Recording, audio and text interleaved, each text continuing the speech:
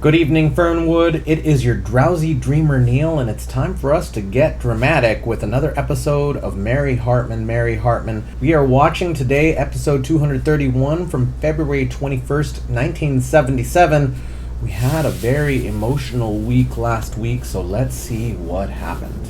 Mary has been trying to get closer to her workmates like Tex and Tiny and manager Vernon Bales. She had them over for a poker night and made sandwiches for lunch. Mary was visited at work by some cops who wanted to interview her about the fugitive Pat Gimble, but Mary didn't squeal. At home, Mary and Tom were angry when they found out that Heather had slept with Philip. Heather later clarified that it was really more of a slumber party and there was no sex involved. And Philip's extended family have arranged for him to be brought back to the military academy, and that is breaking Heather's heart. Well, when it comes to the Shumways, when Mary found out that Heather slept with Philip, she blamed Kathy, and that erupted into a giant fight, and everyone in that household is at each other's throats. When it comes to the Haggers, Charlie and Mac have been becoming very close buddies, and Loretta is apprehensive about it. Prison escapees Pat and Cookie have been in the woods for a week at least with some wandering Romani. The cops came to the camp and caught Cookie, but Patty was able to blend in with the Romani and evade detection. Much to everyone's surprise, Cookie did not stool pigeon and let the cops take her away. The Romanis want to bring Patty into the family. Patty thinks she may have found the mother she never had. Over at the Jeter residence, Merle has been demanding more and more of Wanda's sexual attention, though she seems content to get her kicks from the cleaning lady, Lila. Merle thinks that it's disgusting that two women would want to pleasure each other, and he went to visit Mary Hartman because he feels like he's losing his power. He asked her for a token in the form of a slip, and Mary hopes that it will help him. And then last Friday, local DJ Howie gets a visit from Kathy, who suggests that she should move in with him. She keeps moving the goalposts on the deal, first insisting that this be a romantic-only relationship, and then letting Howie know that she'd be moving in with the baby, and Howie does not know what to do with this. Then over at the Jeters, Lila asks Wanda to read her mind, and what is on her mind is love. Wanda thinks that it's complicated with Merle being so insistent, and Lila mumbles to herself that things would be easier if Merle was not around. At the Capri Lounge, Charlie and Mac continue to buddy up while Loretta feels out of place. Loretta sings a song about her feelings, and it seems like she's not sure if Charlie still loves her, and Mac and Charlie have no idea how heartbroken she must be. And then finally, Merle calls Mary in the middle of the night because he can't breathe. Mary rushes over and finds him passed out. He says that he took some stomach pills because he's been so worried about Wanda, and now he's having difficulty staying conscious. Mary assumes that this is a suicide attempt, and Merle is not successful in getting across to her that that was nothing that he intended. Martha, Kathy, Howie, and Tom show up to help keep Merle alive, and Wanda and Lila get home as the rescue team sings a rousing number of Row, Row, Row Your Boat, and Merle seems like he's on the edge. And everyone, that was somewhat of a cliffhanger, so I expect we will see the other end of that today. Let's get started.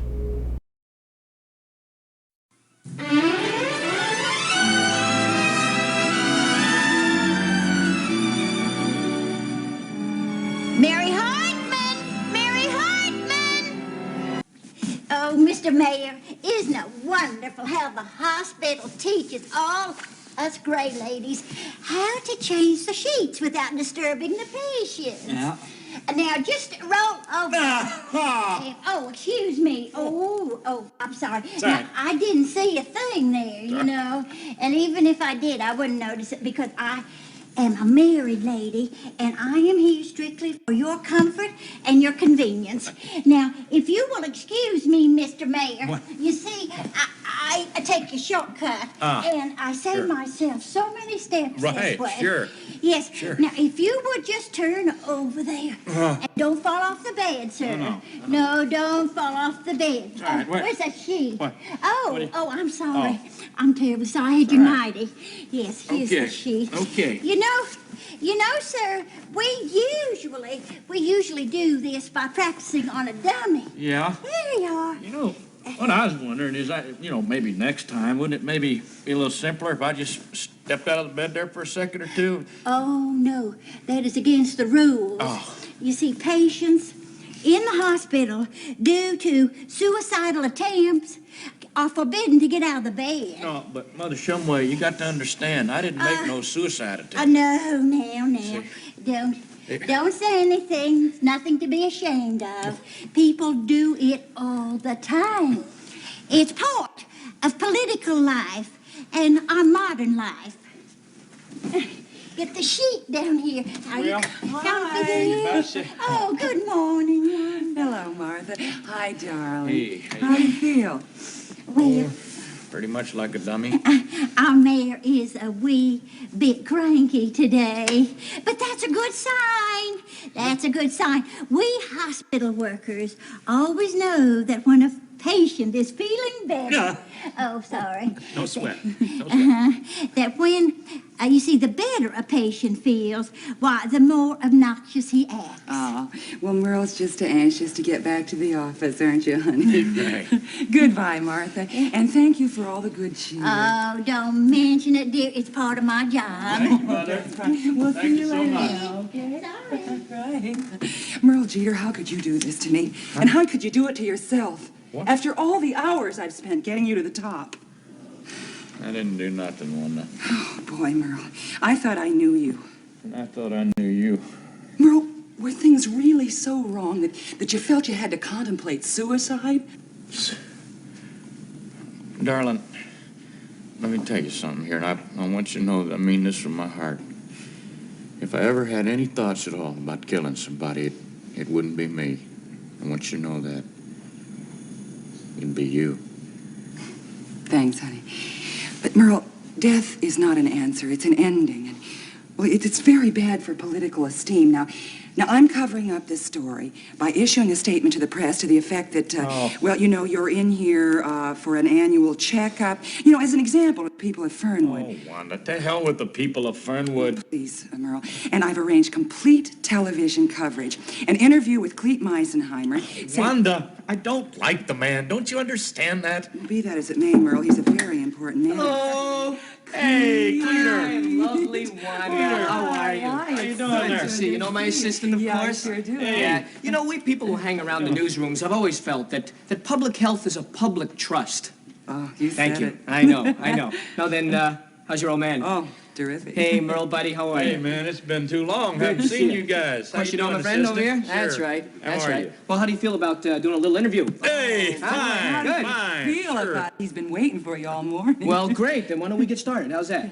Okay, anytime, Good. man. Stomach giving you a little trouble there? Anytime. Little bit, but Good. nothing to talk about. Good. All right, here we go. Hi, I'm Clete Meisenheimer, reporting to you live on film from Fernwood Hospital. We're here today interviewing Mayor Merle Jeter. No. Oh, my. Martha, now Martha, you please. must Martha, all leave. We Well, are yeah, but filming. We're filming. We're filming? I know, but didn't you see the no visitors sign out there? Yes, see, but I'm Clete Meisenheimer. I can go anywhere. Oh, no, it is strict hospital rules now. No unauthorized visitors for suicidal patients.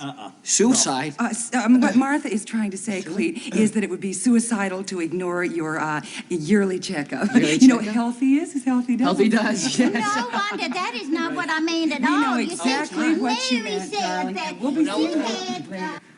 Yeah. Well, why don't we just start this again, okay, everybody? Sure. Good, okay, here we go. Hi, I'm Clete Meisenheimer, your action reporter, reporting to you today on the mayor's report on Hospitalize for Fitness. Mayor Jeter, how are you feeling today?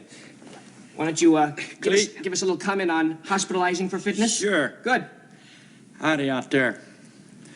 It's always a pleasure to talk to all my friends out there, and to you, Clete. God, that's disgusting. What the hell are you doing? Well, this is hand lotion. It's good for rough red hands. Mary told me about it. Well, la-ti-da. Well, I'm going to have a long talk with her. Now, I love her and all that sort of stuff, but I tell you something, this is a man's world. She doesn't belong in here. Oh, come on, George, don't get yourself all out of shape. I got a shrewd guess that Mary ain't going to be here all that long. I mean, even if she needs the money, she'll find some other job. What I'm telling you is it's a phase that she's going through. I mean, everybody goes through phases. Loretta's going through a phase right now. She's acting like a housewife. Yeah, but Loretta's acting like a woman. Now, Mary, she's trying to act like a man. I mean, this isn't a job for her. It doesn't make sense. Hi. Oh, Mary. Hi, Mary.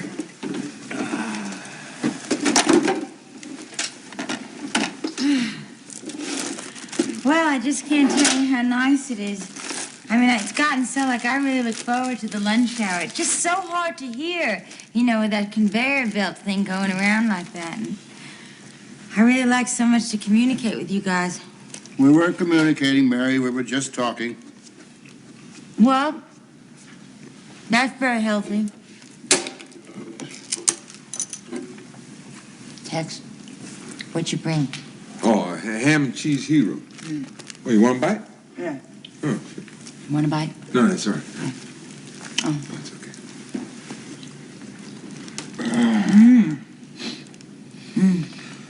Man? Yeah. You know what I did? I brought an extra big jar of Hellman's that I thought we should keep here because I hear you guys complaining all the time that, you know, you don't have enough mayonnaise to go around. So, you know, I brought this extra large jar, you know, little gift. That's real thoughtful of you. Great, thank you, Mary. No. Come on, Mary.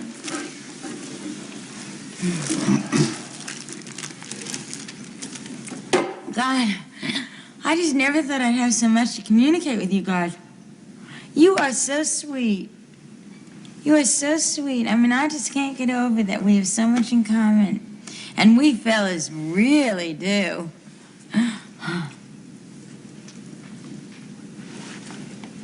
What's the main thing, would you say, that we all have on our minds? Yeah, guess. What is it? Mary. Sex. It's sex. I'm sorry. It's okay. It's okay. I didn't mean that anyway. I meant, you know, during working hours and stuff. Well, obviously, it's working conditions, right? I mean, that is right, isn't it? I mean, naturally, you know, one of the conditions is the fumes. Films? Yeah, the toxic fumes. I mean, you know, they've got to be toxic. Don't you think that they really should be looked into? See, there's another thing, too. Excuse me, there's another thing that's bothering me that I really wanted to talk to you guys about.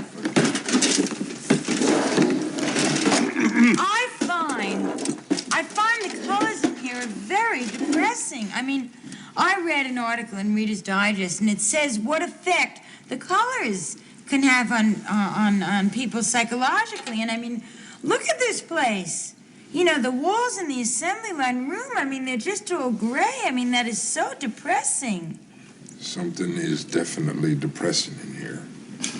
The only thing around here that makes me depressed is work. Oh, Tiny. Work could be fun, though. I mean, do you know, we could have a recreation room. We could bring all our families and stuff like that. Really be fun. Oh, Mary, this planet has been running for 25 years and ain't been no families in here. Oh, Pa, but it could go so much better. Really, it could. Now, look what I did here. I drew up a petition about all the things that are terrible around here. And I just think that this is going to be the answer to everything. I really do. Okay? So, like, who wants to be the first to sign it? No, all you have to do is sign, and I have listed what's bad about the place, okay? Okay, I'll sign it first. There's no problem. I'll sign it first. Mary Hartman. Okay.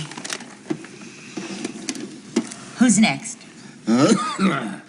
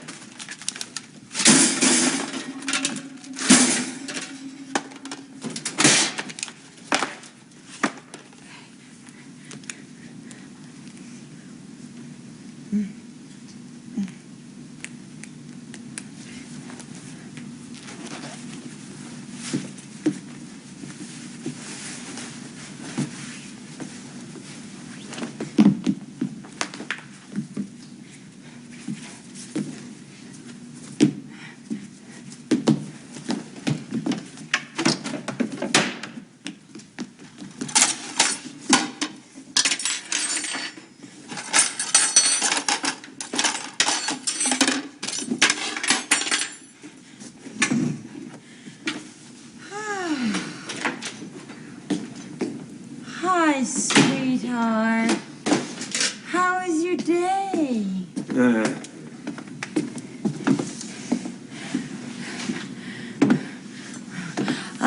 Sweetheart, dinner will be ready in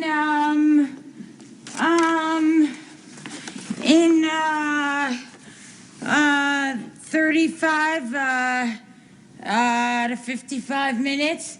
Yeah, and if a meatloaf and a turkey pie doesn't put a smile on your face, I don't know what will. You know, Tom, it is amazing how much energy I have, especially since this job. I'll get it. Oh, my God, I'm exhausted.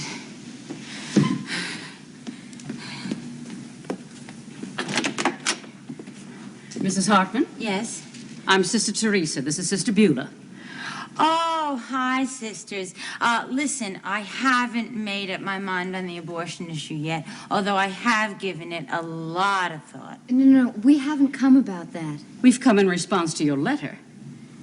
Oh, my letter? Oh, you mean the one I wrote asking Danny Thomas to keep the price of his coffee down? Mary. No, Mrs. Hartman. The letter you wrote to our convent in Dayton, asking us to accept your daughter Heather into our order. Mary, wait a minute. What the hell is this? Tom, your language. Oh, forgive him, sisters. And forgive me, please, I did not write a letter. Isn't this your signature?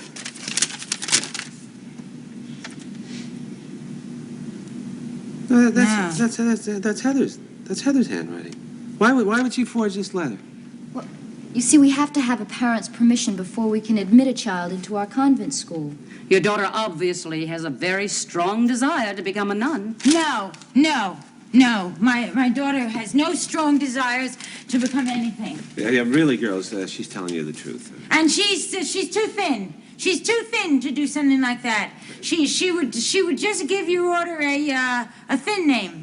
Yeah, there's got to be some mistake. I mean, she's a very normal, happy American girl. And also, she needs braces. She really needs braces, and I'd hate to have the Pope go through all that extra added expense. And anyway, you know what would happen? He'd have to end up taking her to the orthodontist himself, because at a time of crisis, she responds only to men.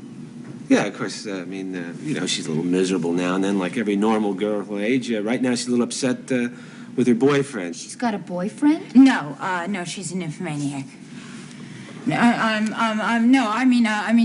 had a boyfriend, and then that's when we thought she was passing through her slut stage. Local term. What a terrible atmosphere for a young girl. No wonder she's so upset.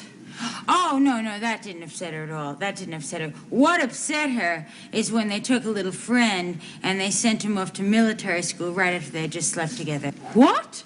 Oh, no, she's not pregnant. I washed her mouth out with soap. They just slept together. That was all they did was sleep together. And I think there's a mistake here. I think that I think there's a wrong address. I think it's a wrong address on something like that. If you knew our daughter Heather, you'd know that this was totally impossible. And also, she's a very bad influence right now. She's going through a very bad stage, and it's very hard to resist what she says. Even for us, she's a bad influence, and it is very hard to resist the logic of a young sinner, particularly if the little tramp happens to be your daughter.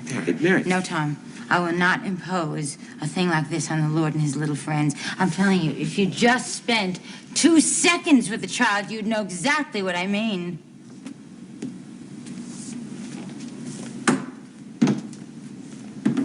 Sisters, I'm ready to take the veil.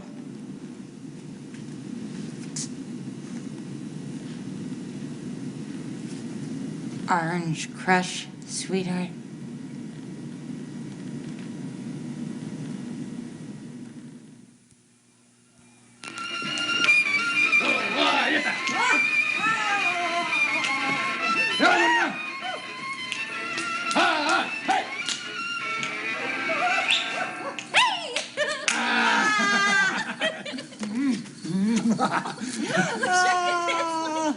We will teach you. Do you think I can learn?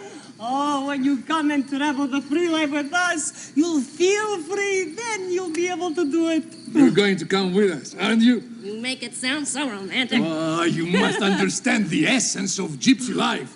We are searchers, ruthless, outcast from society. We are a misunderstood people, my child. Accused, ridiculed, disliked. My husband treated me that way. Oh, then you must heed the call to freedom. A gypsy is a wanderer, but life unfolds before him like a flower. We are children of the right now. Yeah, that sounds wonderful. Oh, do I look okay? Oh, you look perfect. Thank you. Gypsy life is very like come as you are. Okay. Mary! Did you bring the food? Mary, hi!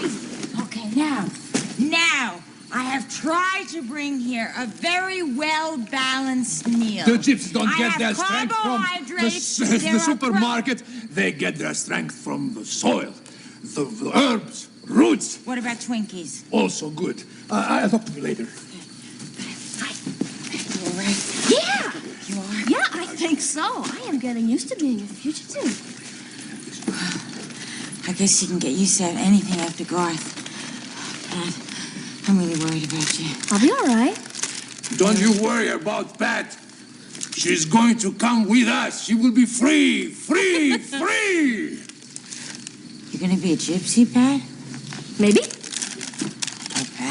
Oh, Pat, don't you think you should sleep on this for a night? I mean, this is quite a big business to jump right into like this. I won't make an unwise choice. Now, Pat, be sensible. Have you ever in your life had even one single accordion lesson? That's an old-fashioned concept. Oh, Pat, but is there physical training for this? Are there a series of tests that one can take to find out if they're susceptible to, gypsy disease and stuff like that? To be a gypsy is to take no test at all.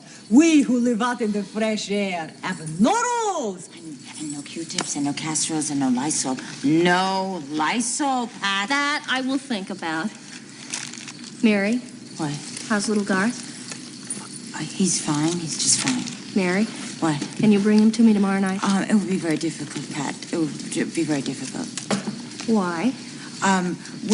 Why? Your mother has taken custody of him, Pat, and she has to take him back to military school. No. Also, there's some napkins in there. No. People need them. There are napkins there. No. Napkins. Now I will never be able to see my son ever again. My son. My son. Petrushka. Now you are like me.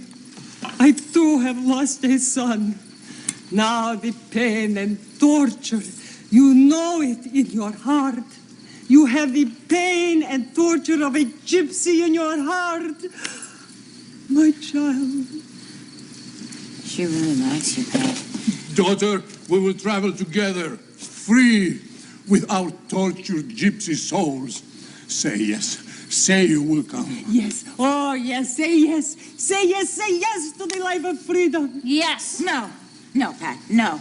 You're just confused. She's just confused. You're confused because of losing a son and because of losing a husband and you definitely lost some weight. Oh, Pat, I'm more concerned about this than anything else here. Oh, my goodness. You know what I think? I think that you need a real good cry now. That's what I think. No, not tears. When your soul is tortured, you must dance. That's it. Music. Hey, Pat!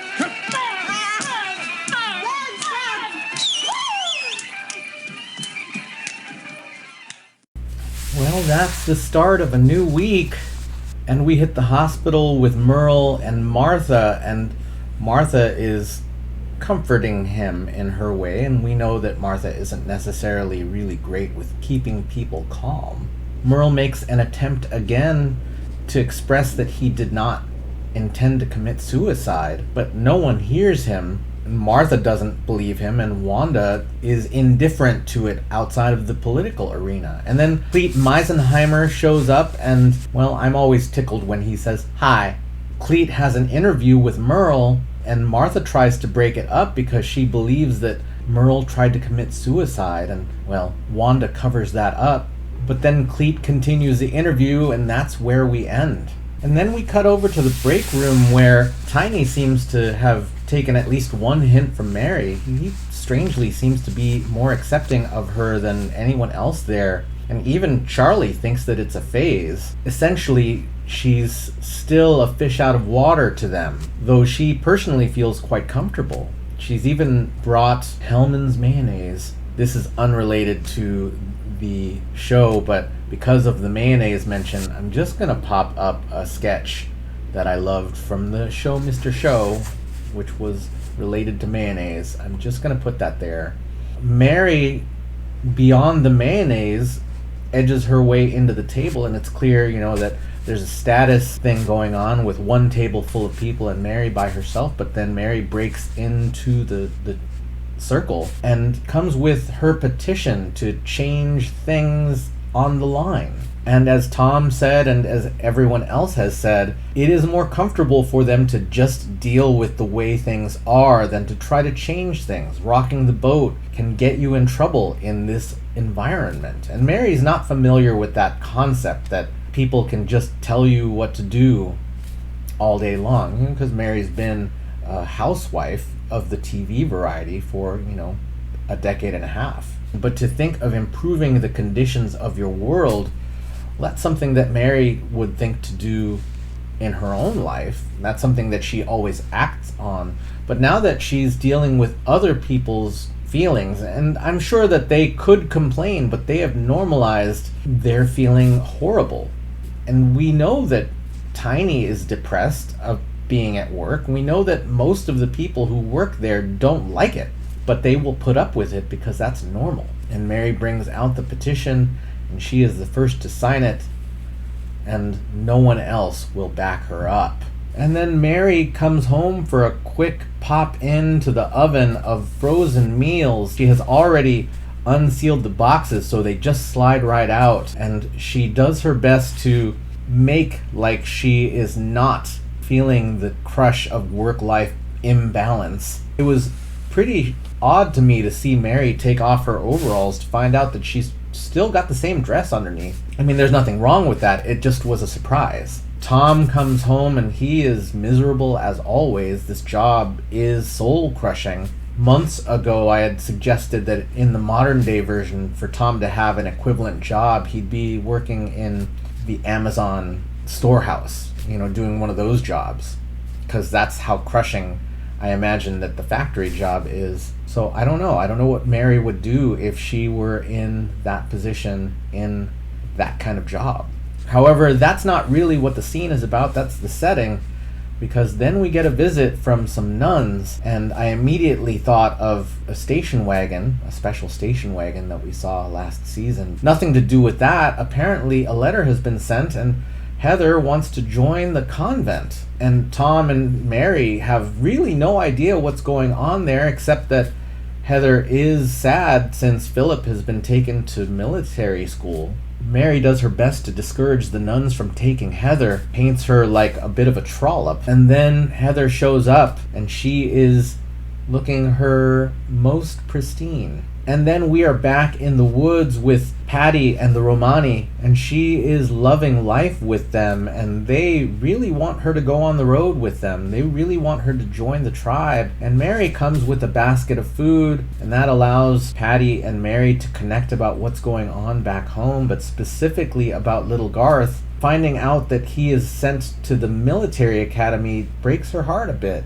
because she won't ever see him again. She's a fugitive, and he can't leave the school situation that he's in. I looked up the names of the Romanis, and that's Godza and Zorina. And Zarina relates to Patty on the level of having lost her son. That's something that she mentioned at the end of last week. And it seems like Patty is considering moving on with this tribe. So we have some new directions going on. I am very, very curious to see what happens next. Merle, it looks like there's been some kind of attempt on his life, but no one understands or has listened.